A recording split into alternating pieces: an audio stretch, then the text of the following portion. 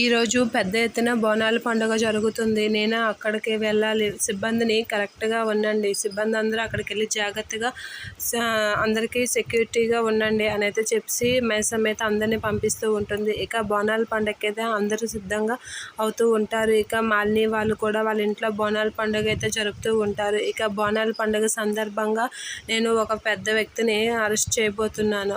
Arrest చేసి ఇక్కడికి తీసుకురాబోతున్నాను అని మైసమ్మ అయితే ఆ లేడీ కానిస్టేబుల్స్ వాళ్ళతో అందరితో చెప్తూ ఉంటుంది. ఇక బోనాల పండుగకి అయితే మాలిని వీళ్ళందరూ అయితే రెడీ అవుతూ బోనాలకైతే దీపం పెడుతూ అలా బోనం ఎత్తుకుంటూ ఉంటారు మాలిని వాళ్ళు. ఇక మాలిని అలా బోనం ఎత్తుకుంటూ ఇంట్లో నుంచి బయటకైతే వస్తూ ఉంటుంది. అలా వస్తూ బోనం అమ్మవారి గుడికైతే బయలుదేరుతూ ఉంటారు మాలిని వాళ్ళ అందరూ.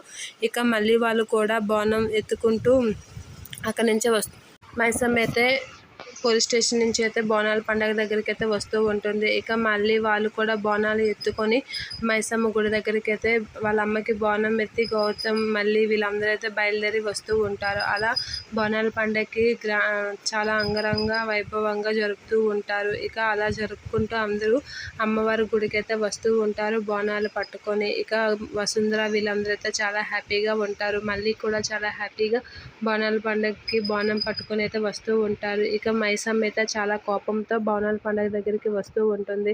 అలా వాళ్ళు గుడిని సమీపించి గుడిలో అయితే బోనాలు దించి మొక్కుకుంటూ ఉంటారు. అలా మొక్కుతూ ఇక మైసమ్మ అయితే అక్కడికి తన కారులో వచ్చి అక్కడ దిగుతూ ఉంటుంది. అలా దిగుతూ గౌతమ్ మళ్ళీ మాలిని అరవింద్ వీళ్ళందరూ ఉన్న దగ్గరికి అయితే వచ్చి గట్టిగా జై మైసమ్మ తల్లి అని అయితే గట్టిగా అంటూ ఉంటుంది. అలా అనగానే ఒకసారిగా వాళ్ళు షాక్ అయ్యి ఆవిడ కాస్త అయితే చూస్తూ ఉంటారు. అలా చూస్తూ ఒకసారిగా కంగారు పడుతూ ఉంటారు. ఇక తనైతే అలా నిల్చుని లోపలికైతే వస్తూ ఉంటుంది. అది చూసి గౌతమ్ అరవింద్ వీళ్ళైతే చాలా టెన్షన్ పడుతూ ఉంటారు.